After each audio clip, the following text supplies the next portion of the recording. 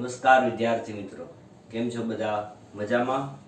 તો વિદ્યાર્થી મિત્રો, આપણે ધોરણ 8 માં વિષય છે આપણો સામાજિક વિજ્ઞાન. સામાજિક વિજ્ઞાન ધોરણ 8. તો વિદ્યાર્થી મિત્રો, આપણે ફરીવાર ઓનલાઈન લેક્ચરની અંદર જોડાણા છીએ. હવે ઘણા બધા પ્રશ્ન છે, ખાલી આપણા ભારત દેશની અંદર નથી, વિશ્વની અંદર આવા બધા પ્રશ્નની શું થઈ ગઈ છે, શરૂઆત થઈ ગયેલી છે. તો આપણે બધાએ સમયની સાથે રહીને, બરોબર, આપણો અભ્યાસ બગડે નહીં એ માટે આપણે એવો પૂરતો પ્રયત્ન કરવાનો કે આપણો જે વિડીયો છે એ પૂરેપૂરો, દરેક વિડીયો જે છે પૂરેપૂરો જોવાનો રાખવાનો, જે હોમવર્ક આવે એ કમ્પ્લીટ કરવાનું, કારણ કે અભ્યાસ જે છે, બરોબર, એ બગડવો જોઈએ નહીં, એટલા માટે. તો વિદ્યાર્થી મિત્રો, આપણે વાત કરીએ તો ધોરણ 8 ની અંદર આપણે લાસ્ટ લેક્ચર જે છે ઇતિહાસના પૂરા કરેલા, કે એ આપણે ચિત્રકલાને લગતા જે કાંઈ હતા, કે સ્થાપત્ય કલા, આપણી ભારતીય સંસ્કૃતિ જે છે કે ભાઈ માનવ સર્જિત, તો માનવીઓ પાસે કેવી અલગ અલગ પ્રકારની કળાઓ હતી, તેના વિશે આપણે લાસ્ટ લેક્ચરની અંદર અભ્યાસ કર્યો હતો. તો હવેનું જે આપણું યુનિટ છે એ છે યુનિટ નંબર 6, સ્વાતંત્ર્ય ચળવળ.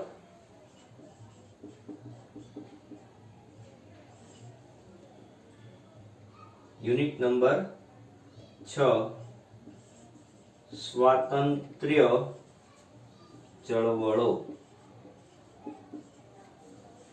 ઈસવીસન 1870 થી લઈને 1947. તો 1870 આપણને આપ્યું. તો વાત કરીએ ભારતની અંદર, જો થોડુંક આપણે આ બધા યુનિટ જે છે ઇતિહાસને સાથે જોડાયેલું યુનિટ છે, તો આપણે આખી હિસ્ટ્રી, આપણા ભારત દેશની હિસ્ટ્રી જે છે એ શા માટે આપણે ભણવાની હોય છે એ આપણે લેક્ચરની અંદર વારે વારે આપણે, હું તમને પ્રશ્ન કરતો હોય હવે આ જે ટોપિક આપણે ભણ્યા એ ટોપિકની અંદરથી આપણને શું શીખવા મળ્યું, તો એ જે શીખવા મળ્યું એ વાત, અને એની પાસેથી પછી આપણે શું એમાંથી અમલ કરી શકીએ. તો આ બે વસ્તુ ઇતિહાસની અંદર ભણવાની બાબતોમાં, કે જે કાંઈ આપણે ભણી રહ્યા છીએ તે એક તો યાદ તો રાખવાનું જ છે, કારણ કે આપણો ઇતિહાસ છે જૂનો ભારતનો ઇતિહાસ, અને ભારતના ઇતિહાસની અંદર આપણને ભૂતકાળની ઘણી બધી એવી ઘટનાઓ છે કે જે આપણાથી પણ ભૂલ થયેલી હશે આપણા પૂર્વજો તરફથી. તો હવેની જે આપણે સમય પસાર કરવાનો છે તો ભૂતકાળ હતો, જે થવાનું હતું એ થઈ ગયું. વર્તમાનની અંદર આપણે જોઈએ છીએ તો ભવિષ્યની અંદર એવી ભૂલો આપણે થાય નહીં એવું આપણે શીખી શકીએ. ક્યાંક ને ક્યાંક કોઈ પણ બાબતની અંદર આપણે માર્ગદર્શન આપણને મળતું જ હોય છે, બરોબર. તો આ યુનિટમાંથી પણ આપણને ઘણું બધું એવું શીખવા મળશે. તો વાત કરીએ કે આપણા ભારત દેશની અંદર તમને યાદ હોય તો કે યુરોપિયન પ્રજાનું ભારતની અંદર આગમન થયું. તો સૌ પ્રથમ ભારતની અંદર યુરોપિયન પગ મૂકનાર કોણ હતો? ચાલો તમને યાદ છે? જો યાદ હોય તો તમે મને કોમેન્ટ બોક્સની અંદર જણાવો. ચાલો ઝડપથી વિડીયો પુશ કરો અને મને ઝડપથી જણાવી દો જો તમને યાદ હોય તો. યાદ આવ્યું? સૌપ્રથમ ભારતની અંદર યુરોપ વાસી કોણ આવેલું હતું? ઓકે, કાંઈ વાંધો નહીં, હું કહી દઉં, વાસ્કો દ ગામા. 1498 ની સાલમાં. કઈ સાલમાં આવેલો? 1498. પછી તો આપણને ખ્યાલ છે ભાઈ વાસ્કો દ ગામા આવ્યા, કાલિકટ બંદરે ઉતર્યા, ધીમે ધીમે કરતા એ ઉત્તર તરફ ખસતા ગયા અને ગોવા પણ જીતી લીધું. અલ્બુકર્ક નામનો એનો સેનાપતિ હતો. યાદ આવે છે આપણને બધાને ભણવાનું? ઓકે. તો એ પ્રજાને જોઈને અલગ અલગ ઘણી બધી બીજી પ્રજા આવી, અને એમાંની એક પ્રજા એટલે અંગ્રેજ. તો અંગ્રેજ લોકો ભારત દેશની અંદર આવ્યા એ પછી આમ તો એને હિસ્ટ્રીની અંદર એવું આવે બેટા કે ઈસવીસન 1600 ની અંદર ઈસ્ટ ઇન્ડિયા કંપનીની શું થઈ? સ્થાપના થઈ. પછી ઈસ્ટ એટલે આપણે એમ કહી શકીએ કે ભાઈ પૂર્વ તરફ એમ. તો પૂર્વ તરફમાં વેપાર કરવાની પરમિશન મળી ગઈ એ લોકોને, એટલે ભારત દેશની અંદર આવે છે 1613 ની અંદર સુરત બંદર. એ તો આપણને ખબર જ છે કે ભાઈ હોકિંગ્સ નામનો વ્યક્તિ હતો, એ પ્રથમ અંગ્રેજ હતો જે ભારતની અંદર એને પગ મૂક્યો. આમ યુરોપિયન પ્રજામાં કહે તો વાસ્કો દ ગામા આવે, બરોબર, આ બાબતનું ધ્યાન રાખવાનું. તો અંગ્રેજ લોકો જે છે એ 1613 ની અંદર આવ્યા, સુરતની અંદર એને કોઠીની સ્થાપના કરી. એ પછી ધીમે ધીમે ધીમે કરતા આગળ વધતા જાય એટલે 1757 નો સમયગાળો આવે. કઈ સાલ આવી? 1757. આ 1757 ની અંદર ઘટના કઈ બનેલી તો આપણને યાદ આવે તો કે પ્લાસીનું યુદ્ધ. કયું યુદ્ધ આવ્યું હતું? પ્લાસીનું યુદ્ધ. યાદ કરો બેટા કે પ્લાસીના યુદ્ધની અંદર મીર જાફર જે છે એ એક સેનાપતિ હતો. કોનો સેનાપતિ હતો? તો એનો મતલબ એમ બંગાળ પ્રાંત ઉપર સિરાજુદ્દૌલાનું શાસન હતું, બરોબર. સિરાજુદ્દૌલાનું જે શાસન હતું એનો સેનાપતિ મીર જાફર, બરોબર, દગો કરે છે. અને દગો કરે એટલે રોબર્ટ ક્લાઇવ, બરોબર, એ પ્લાસીનું યુદ્ધ શું થઈ જાય છે? જીતી જાય છે. એટલે 24 પરગણાની જાગીર કોની પાસે જતી રહે છે? અંગ્રેજ પાસે જતી રહે છે. તો આપણે ઘણીવાર આપણે લેક્ચરમાં આપણે કહેતા હોઈએ છીએ કે ભાઈ વારે વારે જો આવી બધી ઘટના બનતી હોય એટલે ક્યાંક ને ક્યાંક આપણા લોકો જ આપણે ક્યાંક જવાબદાર હોય છે, બરોબર. તો ભાઈ આપણે જે પ્રામાણિકતાનો ગુણ જે છે, બરોબર, આ ટોપિક ઉપરથી આપણને શીખવા મળે. ભાઈ વ્યક્તિ હંમેશા પ્રામાણિક બનવું જોઈએ જ્યાં કામ કરતા હોય, બરોબર, કોઈ પણ ફિલ્ડની અંદર હોય. કોઈ પણ તમે એક વિદ્યાર્થી છો તો વિદ્યાર્થી તરીકે આપણે પણ ખોટું બોલવું જોઈએ નહીં. અને કોઈના તરફેણમાં કે કોઈના ઓલામાં આવીને, બરોબર, આપણે જે કાંઈ અણબનાવ બનેલો હોય તો એની વાતે બીજા વ્યક્તિને આપણે કરવી જોઈએ નહીં. એટલું તો આપણે પ્રામાણિકતાનો ગુણ આના અંદરથી શીખવાનો રહેતો હોય છે. એ અને આ બધું આપણે જોઈ ગયેલા છીએ. તો પ્લાસીનું યુદ્ધ 24 પરગણાની જાગીર અંગ્રેજોના હાથમાં વહી ગઈ. પછી એક મહત્વની ઘટના બની બીજી, કઈ? 1764 વાળી. કયું યુદ્ધ આવશે? બક્સરનું યુદ્ધ. કયું યુદ્ધ આવ્યું? બક્સરનું યુદ્ધ. તો બક્સરના યુદ્ધની અંદર તે અંગ્રેજોની શું થાય છે? જીત થાય છે, બરોબર. એની ડિટેલમાં આપણે જતા નથી કારણ કે આપણે ભણી ગયેલા છીએ. તો ધીમે ધીમે કરતા સમય પસાર થતો ગયો અને એક સમય આવ્યો જે હતો 1857. ભારતનો પ્રથમ સ્વાતંત્ર્ય સંગ્રામ. સૌ પ્રથમ અંગ્રેજોની સામે બધા ભેગા થયા. સાલ આવી 1857. 1757 થી પ્લાસીનું યુદ્ધ પછી 1857 ની અંદર ભારતનો પ્રથમ સ્વાતંત્ર્ય સંગ્રામનું નિર્માણ થયું. શા માટે? કારણ કે 100 વર્ષ જતા રહ્યા છતાં પણ અંગ્રેજ લોકો ભારત છોડીને ગયા નહીં. દિવસે ને દિવસે એની સત્તામાં શું થતો જાય છે? વધારો થતો જાય છે. અને ઘણા બધા કારણો, અને એ વચ્ચેના ગાળાઓની અંદર ડેલહાઉસી, વેલેસ્લી, ઘણી બધી જે છે અંગ્રેજો જે ગવર્નર જનરલ બદલાતા ગયા અને પોતાની યોજના દાખલ ભારતની અંદર કરતા ગયા અને ભારતનું શોષણ થવા લાગ્યું. એટલે આ એક પ્રકારનો જે ગુસ્સો જે છે, બરોબર, 1857 ની અંદર બધા ભારતીયોનો શું થયેલો? બહાર નીકળેલો. જેનું નામ શું આપ્યું આપણે? પ્રથમ સ્વાતંત્ર્ય સંગ્રામ. તો આ ઘટના એક બનેલી. અને અહીંયાથી હવે આપણા યુનિટની શરૂઆત થાય છે. તો જોઈએ પેજ નંબર 34 ઉપર. પેજ નંબર 34 ઉપર આવી જાઓ બેટા બધા. ચાલો શરૂ કરીએ. આપણે ભારતમાં અંગ્રેજી શાસનની સ્થાપના, ઈસવીસન 1857 નો સંગ્રામ અને 19મી સદીની ભારતની સામાજિક, આર્થિક, રાજકીય અને શૈક્ષણિક સ્થિતિ વિશે આપણે અભ્યાસ કર્યો. તો જો એમાં ઘણી બધી મહેસૂલી નીતિ આપણે જોઈ ગયા. ભાઈ ખેડૂત લોકો છે, ભારતનો મુખ્ય જે વ્યવસાય હતો ને પહેલા ખેતી જ હતો, બરોબર. આપણે ઉદ્યોગોની તો હવે બધું જોવા મળે. એ સમયની અંદર આપણી પાસે તો યંત્ર ને એવું બધું આધુનિકરણ હવે આવ્યું બધું. એ પહેલા તો બધું હાથની બનાવટ હતી, હસ્તકલા. આપણે ભારતની અંદર 64 કલાઓ હતી. 64 કલાઓનું જ્ઞાન નાલંદા વિદ્યાપીઠ છે, તક્ષશિલા વિદ્યાપીઠ છે. આવી તો બહુ આપણે વિશ્વની યુનિવર્સિટી એને કહી શકીએ એવી જે વિદ્યાપીઠો જે છે એ ભારતની અંદર હતી. અને ભારતની અંદર બધા અલગ અલગ સ્થળેથી બધા અભ્યાસ કરવા માટે ત્યાં આવતા. આવી આપણી વિદ્યાપીઠો હતી જેમાં વ્યક્તિને જેમાં રસ હોય એ વિષયનું જે કૌશલ્ય જેનામાં રહેલું છે, જે આવડત રહેલી છે, એ આવડતનો શું કરવાનો? વિકાસ કરવાનો, બરોબર. એવી શિક્ષણ વ્યવસ્થા ભારતની અંદર હતી.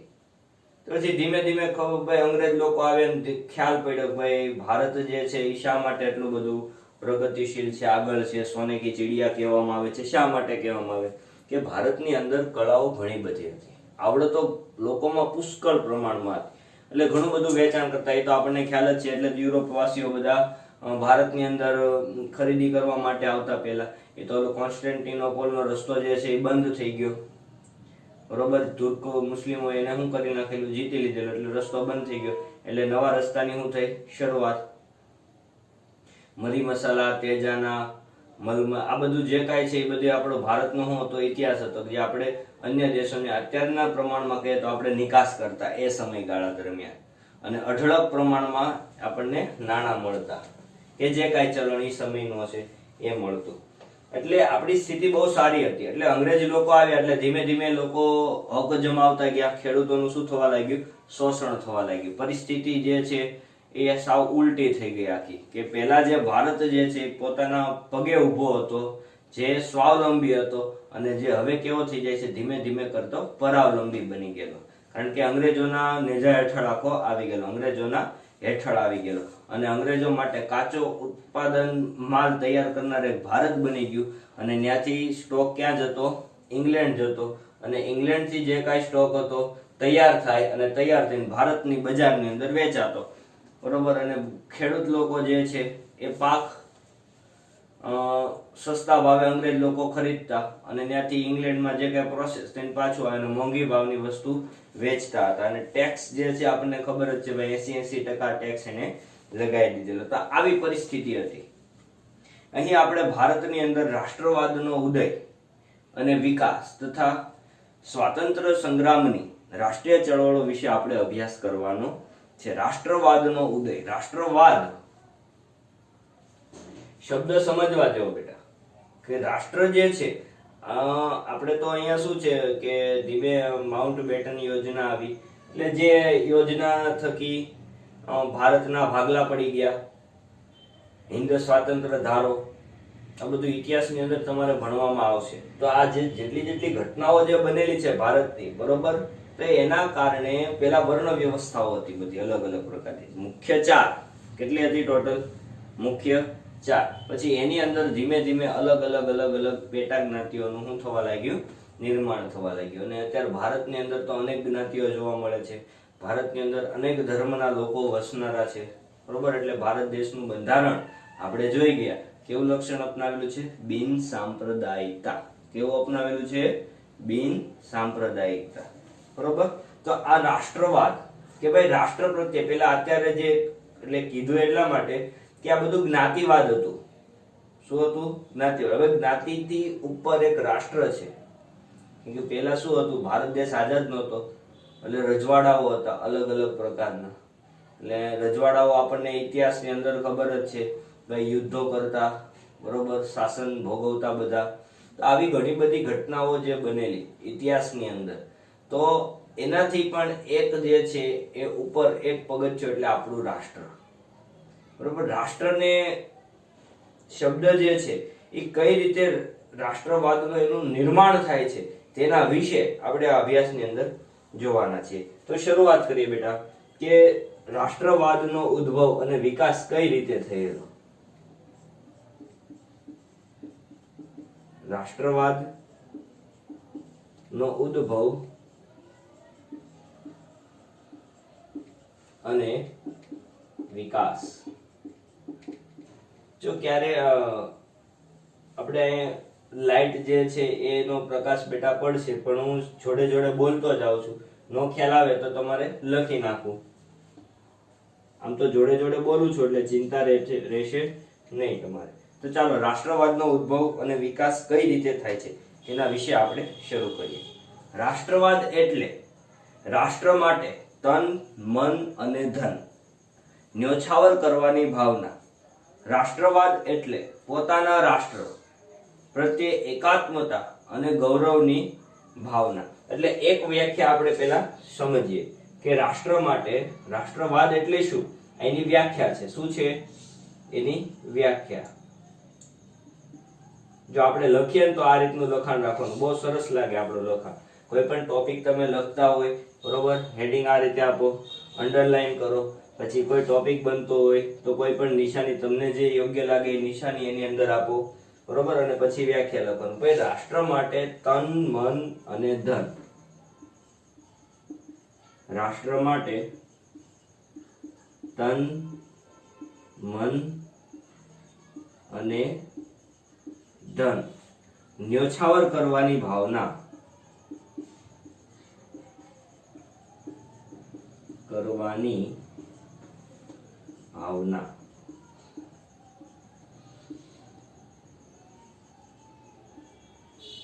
એટલે રાષ્ટ્રવાદ. શું કીધું? રાષ્ટ્ર માટે, આ તો મારું રાષ્ટ્ર છે, તન મન ધન હું સમર્પિત કરીશ, મેરા તન સમર્પિત, મેરા ધન સમર્પિત, इस देश के आगे ले के मेरा सिर भी है समर्पित. ભારતની અંદર જેટલા આપણા જે હાલની અંદર જે યુવાનો જે છે એ આપણા માટે તન, મન અને ધન ન્યોછાવર કરીને પોતાનું એસો આરામ ગુમાવીને ભારતની રક્ષા કરે છે. કોણ? તો કે આપણા સૈનિકો, આપણા સોલ્જરો. તો એવા જ સોલ્જરો જે હતા એ પેલા થઈ ગયા, બરોબર. એ આ વ્યક્તિ બધા જેને આપણે શું કહીએ? દેશભક્ત કહીએ છીએ. શું નામ આપ્યું આપણે? દેશભક્ત. કારણ કે આપણે અત્યારનો ક્રેઝ એવો છે બેટા કે કોઈ આર્મી કોઈ જવાન જે છે આપણો શહીદ થઈ જતો હોય છે, બરોબર, તો આપણે ઘણું બધું, તો એવા તો અનેક વ્યક્તિઓ જે છે એ શહીદ થઈ ગયેલા છે. આપણને તો ગણ્યા ગાંઠ્યા જ નામ આવડતા હશે કે ભાઈ ભારત દેશને આઝાદી અપાવવા માટે કેટલા, તમે વધીને કેટલા નામ લખી શકો? ચાલો કોમેન્ટ બોક્સ ની અંદર લખજો કે તમે ભારત દેશને આઝાદી અપાવવા માટે કેટલા લોકોએ શહીદી વહોરી લીધેલી છે. તમને આવડે એટલા નામ ગોતવાના. ઓકે, આ કોમેન્ટ બોક્સમાં તમારો એક પ્રશ્ન, તમારે મને એમાં જવાબ લખીને આપવાનો. ઓકે, તો રાષ્ટ્ર માટે તન, મન અને ધન ન્યોછાવર કરવાની ભાવના એટલે શું થશે? રાષ્ટ્રવાદ. બીજી વ્યાખ્યા એને એવી કીધી કે રાષ્ટ્રવાદ એટલે પોતાના રાષ્ટ્ર પ્રત્યે એકાત્મતા અને ગૌરવની ભાવના નિર્માણ થવી જોઈએ. આમ રાષ્ટ્રવાદ છે કોઈ એક નિશ્ચિત ભૂ ભાગમાં રહેતી પ્રજા પોતાના વારસા અને સંસ્કૃતિથી પોતાને એક માને તે ભાવનાત્મક રીતે અભિવ્યક્ત કરે તેને રાષ્ટ્રવાદ કહેવામાં આવે છે. જો પછી કોઈ જમીન હોઈ શકે, પોતાનો વારસો હોઈ શકે છે, પોતાની સંસ્કૃતિ જે છે એ પોતાને એક માને, બરોબર, એવી જ્યારે ભાવનાનું શું થતું હોય? નિર્માણ, ત્યારે એને શું કહેવાય છે? રાષ્ટ્રવાદ કહેવામાં આવે છે. આવી ઉત્કૃષ્ટ ભાવના ભૌગોલિક સાંસ્કૃતિક સમાનતાનો ભાવ રહેલો છે. રાષ્ટ્રવાદી વિચારધારાના નિર્માણ થવા માટે કયા પરિબળો છે તે આપણે જવાબદાર પરિબળોનો અભ્યાસ કરીએ. તો આમાં અલગ અલગ આપણને જે છે એ 6 ટોપિક આપણને આપેલા છે અને 6 ટોપિકનો આપણે અભ્યાસ કરવાનો છે. તો જોઈએ પહેલું, જ્યાં સુધી ભારતીય જનતાને અમે એક છીએ, અમારા હિતો એક છે તેવો ખ્યાલ ન આવે ત્યાં સુધી તેમનામાં રાષ્ટ્રીય એકતાની ભાવનાનો ઉદય થાય નહીં. એટલે શું કીધું? રાષ્ટ્રવાદનો એ જે જવાબદાર જે પરિસ્થિતિ જે છે, કેવી પરિસ્થિતિ, એના વિશે અભ્યાસ કરવાનો છે. તો જે ઉદ્ભવ અને વિકાસ કઈ રીતે થયો, તો એના પરિબળો શું છે? પરિબળો. તો બેટા આ રીતે આમ લખવાનું બહુ સરસ લાગશે તમારું લખાણ. તો પહેલું જ પરિબળ શું એને કીધું? બધા નહીં લખું પણ તમને એકવાર આમ શીખવાડી દો એટલે તમે બનાવી શકો, બરોબર. જ્યાં સુધી ભારતીય જનતાને એમ ન લાગે કે અમે એક છીએ, અમે એક છીએ, અમે એક છીએ, અમારા હિતો એક છે, અમારા હિતો એક છે, તેવો ખ્યાલ ન આવે,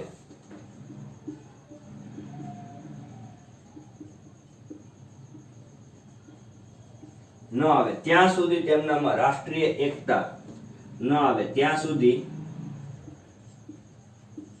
રાષ્ટ્રની જે એકતા જે રહેલી છે, બરોબર, એ ભાવનાનો, રાષ્ટ્રની એકતાનો ભાવ નિર્માણ થઈ શકે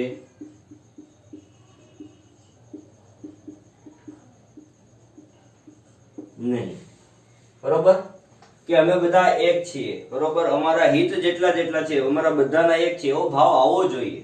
જો ન આવે તો એનો ઉદય થતો નથી. એટલે ભારતમાં આવી રાષ્ટ્રીય એકતાનો ખ્યાલ અજાણતા અંગ્રેજોએ અપાવ્યો આપણને. કોણે અપાવ્યો? અંગ્રેજો. આપણી પાસે હતો નહીં, કારણ કે આપણે બધા કેવા ડિવાઈડ હતા, બધા રજવાડાઓની અંદર હતા. એટલે રાષ્ટ્ર જે છે એ બહુ અગત્યની વસ્તુ છે. મેં તમને પહેલા કીધું દેશ અગત્યની. અત્યારે કેમ ભારત દેશ કોઈ અન્ય પાડોશી દેશોએ આક્રમણ કર્યું હોય, કોઈ આપણો જવાન જે છે, બરોબર, એ શહીદ થઈ ગયેલો હોય તો આપણને ઘણી બધી આમ ગુસ્સો આવી જતો હોય છે, બરોબર, કે ભાઈ આ લોકોને આપણે જવાબ આપણે તો આપવો જ જોઈએ, એવા આપણે થઈ જતા હોઈએ છીએ. એ ક્યારે આવે? જ્યારે રાષ્ટ્રવાદ હોય ત્યારે આવે, ત્યાં સુધી આવે નહીં.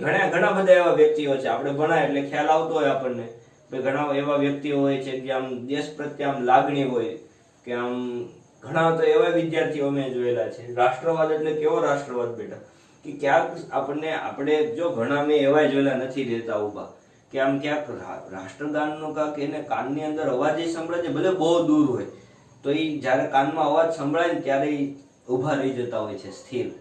એવા પણ વ્યક્તિઓ જોયેલા. અને દેશભક્તિ ખાલી એવું નથી કે ગન લઈને આપણે બોર્ડર ઉપર ઉભા રહીએ, એને ખાલી દેશભક્તિ ન કહેવાય. દેશભક્ત તો એને કહેવાય કે જે જ્યાં ત્યાં કચરો નાખતો ન હોય, બરોબર. આપણો દેશ છે, આપણે ચોખ્ખો રાખવો જોઈએ. અત્યારે જો આ મહામારી આવે છે તો મારા કારણે કોઈ અન્ય વ્યક્તિને, બરોબર, નુકસાન પહોંચવું ન જોઈએ, એ પણ એક પ્રકારની દેશભક્તિ જ છે. સ્વાભાવિક જ છે ને, છે એમ. એટલે તો બધા એમ કે ભાઈ માસ્ક ને એવું બધા પહેરી રાખો.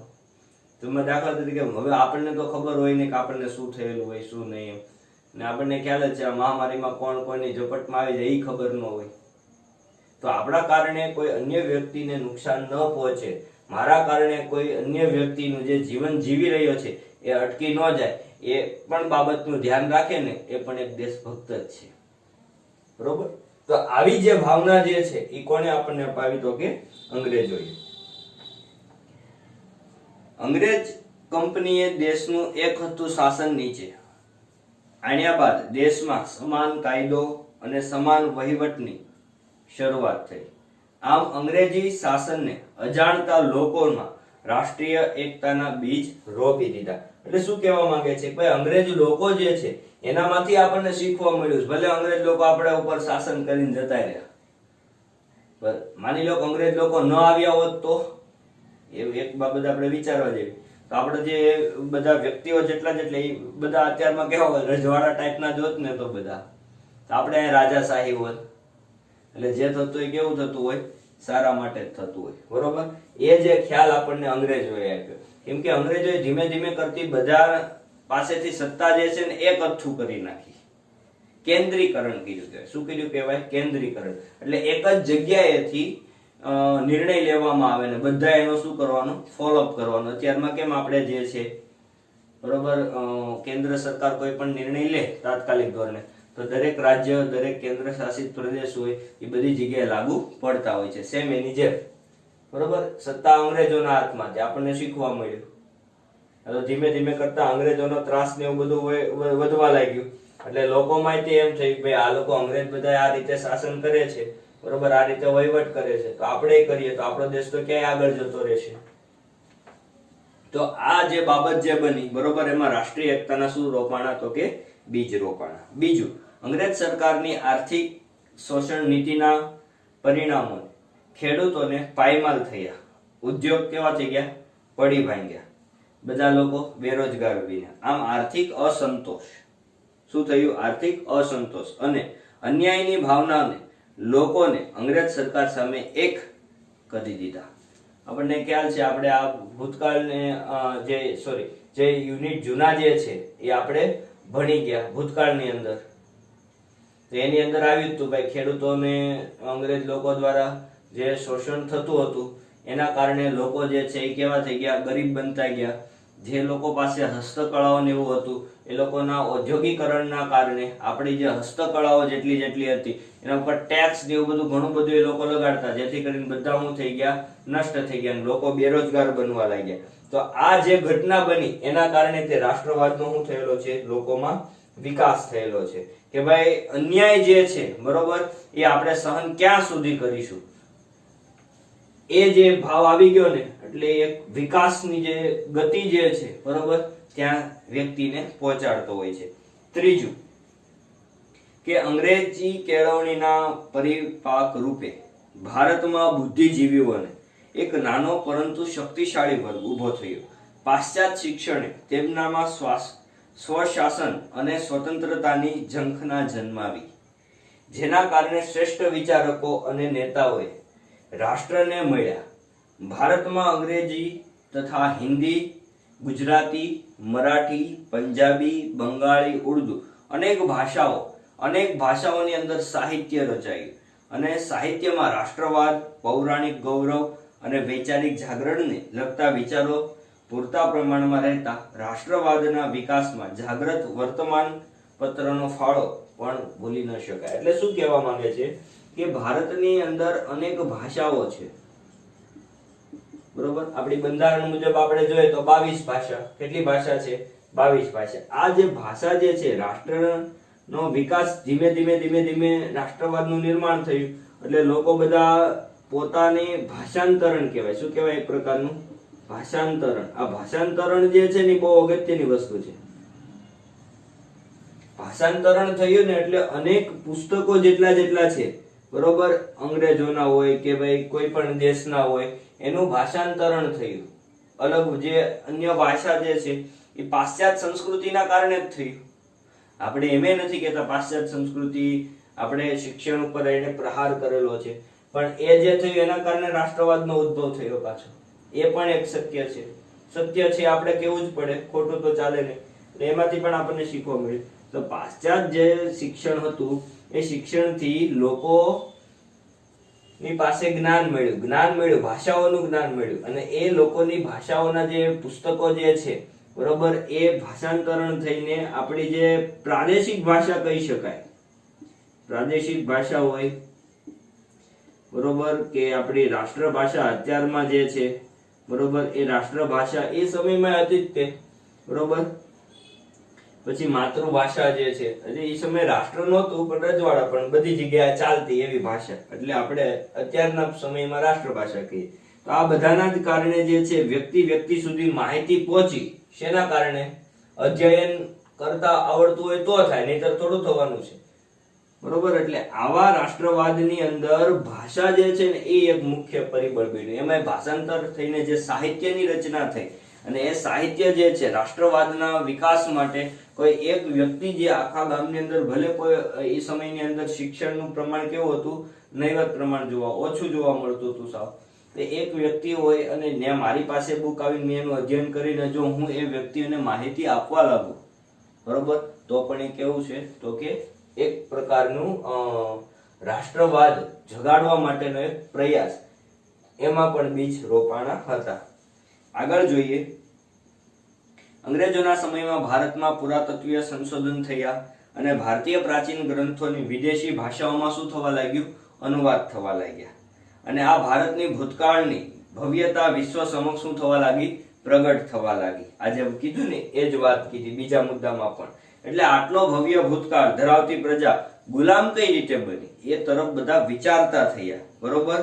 અને આ જે આટલો ભવ્ય આપણો વારસો છે, આટલો ભારતની અંદર આવડતો હતી છતાં પણ આપણે ગુલામ કેમ બની ગયા એ તરફ વિચારતા થયા ધીમે કરતા લોકો બરોબર. એટલે રાષ્ટ્રવાદનું શું થવા લાગ્યું? નિર્માણ. અંગ્રેજોના સમયમાં તાર, ટપાલ, રેલવેની શરૂઆત થયેલી. એક પ્રદેશના લોકો બીજા પ્રદેશોના લોકો સાથે સંપર્કમાં આવતા અને તેમનામાં રાષ્ટ્રીય એકતાના વિચારોને શું થવા લાગ્યું તો કે બળ મળવા લાગ્યું બરોબર. એટલે ધીમે કરતા અંગ્રેજોએ પોતાની સુવિધા હતી આ બધી બરોબર, પણ એ જ સુવિધાના કારણે લોકો બધા કેવા થવા લાગ્યા? એક થવા લાગેલા. એટલે રાષ્ટ્રીય એકતાને વેગ આપનાર કેટલાક પ્રસંગો હતા જેમાં સનદી નોકરીઓની અંદર ભારતીય લોકો કામ કરતા હતા. એમાં પણ અન્યાય જોવા મળેલો. પ્રેસ જે છે એટલે આપણે અત્યારમાં જે કેવી એ સમયમાં મેગેઝીનો, ન્યૂઝપેપર ને આપણે જે કહીએ તો એ સમયમાં એવું બધું હતું. લોકો સુધી માહિતી કઈ રીતે પહોંચતી? તો આ રીતે એના ઉપર પ્રતિબંધ લગતા ઘણા બધા કાયદાઓ લગાડવામાં આવ્યા બરોબર. પછી રિપનના સમયની અંદર ઇલ્બર્ટ બિલના પ્રમાણીય ન્યાયાધીશ યુરોપિયન જે હતા, બરોબર, એ વ્યક્તિનો કેસ ભારતીય ચલાવે એવો અંગ્રેજોને શું કરવામાં આવ્યો, વિરોધ કરવામાં આવેલો કે ભાઈ યુરોપિયન વ્યક્તિનો કેસ ચલાવી શકે જેવો અંગ્રેજ જે છે, બરોબર, એ વિરોધ કરેલો. એટલે પરિણામે સરકારે આ વિધેયક પાછું ખેંચ્યું. આ બધી બાબતોએ ભારતીય રાષ્ટ્રીયોની એકતા માટે શું કરી, તૈયારી કરી. એટલે લોકો ધીમે ધીમે કરતા શું થવા લાગ્યા, જાગૃત થવા લાગ્યા. તો વિદ્યાર્થી મિત્રો અહીંયા સુધી આ રાખીએ છીએ. અને તમારું જે હોમવર્ક જે છે એ રાષ્ટ્રવાદનો ઉદય અને તેનો વિકાસ. ઓકે, અહીંયા સુધી રાખીએ. અસ્તુ મિત્રો.